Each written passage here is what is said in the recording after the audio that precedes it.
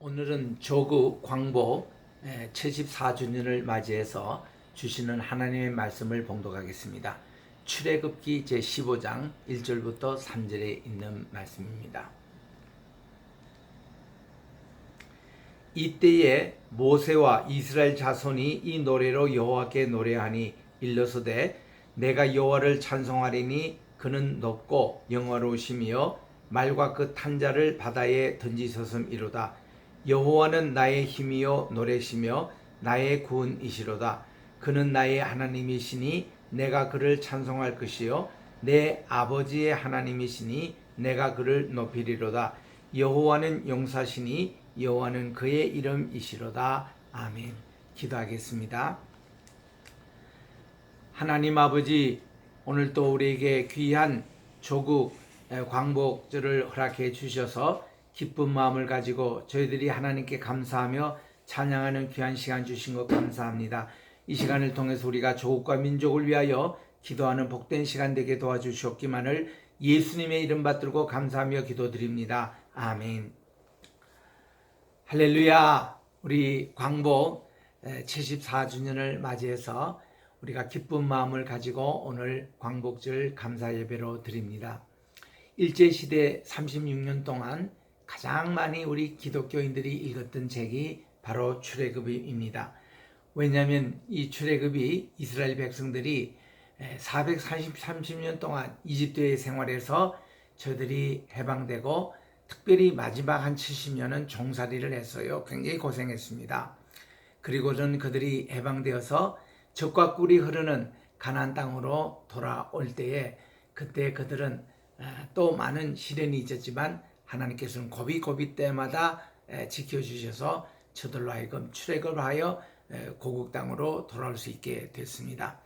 그래서 우리 참 할아버지 할머니 또 저희 부모님 세대 일제시대 때에 그렇게 참 어려운 일을 당할 때에 이 출애굽을 늘 읽으면서 조국의 광복을 위하여 기도하고 그렇게 했습니다. 오늘 본문의 말씀 출애굽기 15장은 14장에 있는 내용을 15장에서 찬양 노래를 통하여 모세가 하나님께 간구했던 것입니다. 이때는 이미 홍해 바다에서 이 모든 그들을 따라왔던 이집트 군대가 다 수장되고 난 후입니다. 그걸 보고 하나님께 감사 찬양 드리면서 여호와는 우리의 힘이시고 우리의 용사가 되시고 또 우리의 모든 것이 되셔서 이 출애굽을 완성해 주셨다는 감사의 내용을 하나님께 드리고 있는 것입니다. 우리 유명한 시편 18편 나의 힘이 되신 여호와여 내가 주님을 사랑하나이다. 그 시편 나온 그 배경도 결국은 이 출애굽기 15장에 있는 말씀이 배경이 되고 있습니다.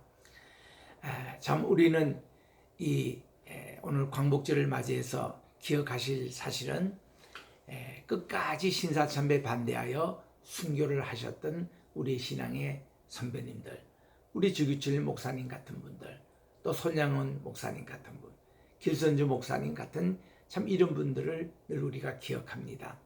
우리는 일제시대 때에 새벽기도 운동을 했습니다. 그리고 매일 나라와 조국의 광복을 위해서 기도해 왔습니다. 그리고 길선주 목사님 같은 분은 계시록 신앙을 가지고 10,000번이나 설교하시며 부흥상행을 전국으로 인도하셨습니다. 우리나라의 애국입니다. 또 1919년 3월 1일 기점으로 3.1운동에 교회가 주도적으로 참여하여 우리나라의 애국운동을 일으켰던 것을 기억하는 것입니다. 오늘 이렇게 조국의 광복절을 우리 맞이해서 기억해야 될 것은 이 당시에 1905년 그 당시가 청일전쟁 중이었습니다. 1895년에 청일전쟁이 그때 끝났죠. 1895년에. 그리고선 이 여세를 몰아가지고 일본이 10년 후에 러시아와 또 전쟁을 일으킵니다. 그래서 러일 전쟁이 1905년 7월까지 계속됐습니다. 러시아와 전쟁에서 일본이 도저히 전쟁에 이길 수 없는 것 같으니까 주변의 강대국의 힘을 빌려가지고 러일 전쟁을 끝내기를 원했습니다. 특별히 그 당시 일본이 미국과 밀접한 관계를 가지면서 이 러시아하고 전쟁을 일으키는 동안에 미국의 태프트라는 군대 장관, 이분이 그 당시 별 2개였던 소장이었는데, 루즈벨트 그분의 허락하에 도쿄에 왔어요. 그래서 이 일본에 있는 외상에 있는 가스라와 이 태프트 사이에 긴밀한 대화가 훗날 1924년에 공개가 됐습니다.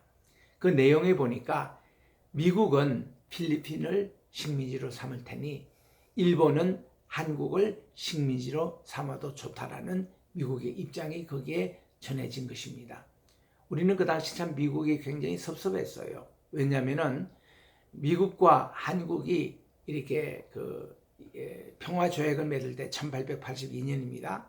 그때 내용의 일항이 뭔가니 어느 나라든지 외침을 받을 때는 서로가 도와주기로 했습니다. 이랬던 그것을 파기하고 미국은 일본으로 하여금 식민지를 하도록 묵인했다는 사실인 것입니다. 그래서 1905년도 이 밀약이 체결되고 나서 2달 후에 그들이 이제 포츠담 회의가 열렸습니다. 미국의 뉴햄프시주에 있는 포츠담에 미국 그리고 영국을 초대했고 프랑스를 초대했고, 그리고 이제 일본이 함께 모여가지고 우리나라의 식민지에 대한 그런 내용들을 의논을 했다고 그럽니다. 그리고는 그해 11월 달에 우리나라 을사보호조약이 체결이 된 것입니다. 그리고 거의 5년 후인 1910년 8월 29일, 1910년은 경술년이라 그러는데 경술국치일이 바로 8월 29일입니다.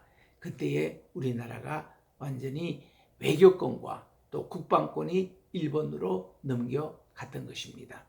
여러분이 기억할 것은 대한제국 만료를 전체로 일본에게 바친 것도 아니고 대한제국이 그날로 이렇게 모든 국기를 내린 것도 아닙니다. 그냥 외교권과 국방권을 이제 가지고 갔는데 일본은 조선총독부를 서울에 세워놓고는 야금야금 국치권까지 다 뺏어갔고 결국은 완전 식민지로 만들었던 것이 우리나라 일제강점기 36년이었습니다.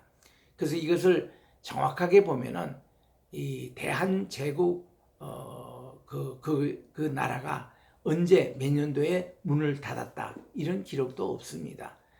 단지 일본이 우리나라의 외교권과 국방권을 가지고 갔던 것이죠. 그런데 그들의 경제적인 야욕을 가지고 자금야금 철도 부설권도 만들고 우리나라에 있는 광사권도 다 이렇게 훔쳐가고, 특별히 우리나라에 있는 국가 유산인 이 역사 기록들을 6,200점이나 훔쳐가서 지금도 일본 황실 박물관에 보존하고 있습니다. 벌써 항복한 지 우리나라 해방받은 지 74년 됐는데 그 역사 기록을 아직도 우리에게 주지 않고 있습니다. 그거부터 우리들은 받아내야 하는 것입니다. 사실 일본이 우리나라를 이렇게 침략한 가장 중요한 이유가 그런 국사 자료를 훔쳐가는 것이었다는 것입니다. 그래서 일본은 우리 한국의 뿌리를 갖고 있고 백제시대 때 오늘날 일본 황제의 집안이 넘어갔고 이런 중요한 기록들이 그 황실 기록에 다 있거든요. 거기 보면은 우리나라 단군의 역사가 실제 역사인 것을 다 기록되고 있는데, 이거를 식민사관에서는 단군의 역사는 바로 이 신화다, 이거를 만들어 가지고 과거 고구려 시대 때에 이제 했던 그런 것을 이 일본이 식민사관을 만들어서 우리나라의 역사를 고치고 잘못 가르친 그것이 지금까지 영향이 내려오는 것입니다. 자, 그래서 우리 오늘 광복절을 맞이해서 기억해야 될 사실은 우리나라의 광복, 이것은 우리 힘으로 된 게 아니고 열강들이 모여가지고 2차 대전 말기 때에 그들이 이제 이 회의로서 우리나라 남북한이 이렇게 갈라진 겁니다. 그래서 우리들은 지금 또 열강의 도움으로 우리가 통일을 해야 되는지 아니면 우리 힘으로 통일을 할 수 있는지 아직까지는 모르겠습니다. 이 국제적인 법이 어떻게 되는지 어쨌든 우리는 절대 우리 국민에게 물어보지도 않고 남북한을 갈라놓던 열강의 책임을 물어가지고 오늘 우리들은 반드시 통일하는데 우리가 힘을 써야 되겠다. 이래야 우리가 완전한 통일이 되는 것이고 완전한 이 해방이 되는 것이지 지금은 반쪽 해방밖에 되고 있지 않습니다. 두 번째는 우리는 분단 이전, 그러니까 일본이 식민지화 이전의 대한제국의 그 정신, 그 당시는 민족사관이었거든요. 그걸로 돌아가서 우리 민족이 하나가 되는데 우리들이 앞장을 서야 합니다. 세 번째로 우리는 제2의 이제 이 해방은 우리나라의 통일이라는 것을 기억하고 우리나라가 어떻게 통일이 될 것인가 심각하게 우리들은 의논하며 하나님께 기도해야 되겠습니다. 우리나라의 통일은 이제 다시 남북 이념적인 그런 것으로 문제 삼고 하면 복잡해집니다. 그래서 우리들은 남북한이 정말 제대로 이 민족사관으로 가서 제대로 우리들은 이제 통일을 되는데 다들 우리들이 노력을 해야 하는 것입니다. 그래서 우리나라는 이렇게 오늘날 이 통일 우리 그 해방절 광복절을 지키십니다만은 반쪽 이거는 광복절밖에 되지 않는다는 거. 대한독립 만세 외치며 우리가 36년 동안 했지만 진정 우리가 다시 나라가 하나가 되고 그리고 그 나라를 우리가 어떻게 이룰 것인가에 대한 준비가 구체적으로 없었습니다. 그래서 우리 이 교훈을 삼아서 우리는 통일될 그날을 기다리면서 구체적으로 이것을 준비를 해야 될 때인 것입니다. 우리 광복절 노래 정인보 작사 윤용하 작사했던 참 이 노래 한번 보십시다. 흙 다시 만져보자. 바닷물도 춤을 춘다. 겨이 모시려던 어려운 번잎 어찌하리. 이 날이 40년 뜨거운 비 엉긴 자친이 길이길이 지키세 길이길이 지키세. 2절은 이렇습니다. 꿈엔들 잊을 건가 지난 일을 잊을 건가 다 같이 복을 심어 잘 갖고 하늘 닿게 세계에 보람될 거룩한 빛 예서 나리니 임서 힘서 나가세 힘서 나가세입니다. 그래서 오늘 우리 귀한 74주년 우리 광복절 또 오늘은 71주년을 맞이하는 대한민국 건국이기도 합니다. 3년 후에 미 군정에 벗어나서 이제 우리 스스로가 이 헌법을 만들고 7월 17일 그리고서는 8월 15일 날 대한민국이 건국됐던 이날을 우리 기쁨으로 맞이하면서 다음과 같이 세 가지 기도 제목을 이제 제시합니다. 첫째로 남북한이 대한민국의 한민족으로 다시 회복되게 하옵소서. 태극기와 애국가로 하나가 되게. 두 번째로 진정한 광복이 복음을 통해 이루어지게 하옵소서. 마른 뼈 환상에서 봤던 에스겔 한 손에는 유다 한 손에는 이스라엘이라는 막대기를 한 손으로 합쳐라. 그래가지고 남북한이 합쳐지는 그 내용이 오늘 이루어질 수 있도록. 그리고 세 번째는 허물과 죄입니다. 우리들은 신사참배했던 죄, 또 식민지 사관으로 지금까지 우리 스스로를 열등하게 생각했던 이런 죄, 그리고 이 남북 분열주의, 각 정제에 이 분열했던 사색당파 이런 것을 다 회개를 하고 나라를 사랑하게 하소서 하면서 우리 주님 앞에 기도해야 되겠습니다. 기도하겠습니다. 하나님 아버지, 오늘도 광복 74주년 대한민국 건국 71주년을 맞이하는 귀한 날입니다.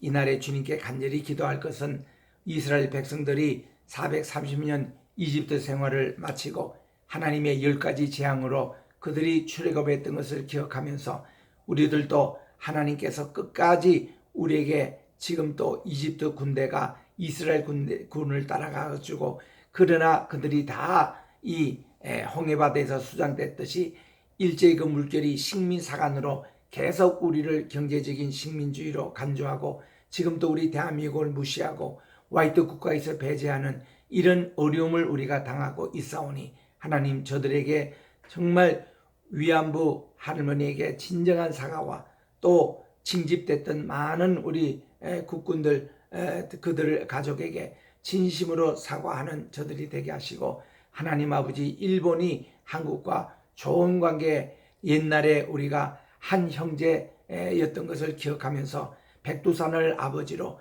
후지산을 어머니로 삼는 양대 국가가 되게 도와주시옵기만을 간절히 바라고 오늘도 우리 대한민국의 현실을 주님은 잘 아십니다. 정말 이 나라가 참된 통일, 복음 안에서 통일이 이루어질 수 있도록 하나님 공산주의, 사회주의 가지고는 절대 안 됩니다.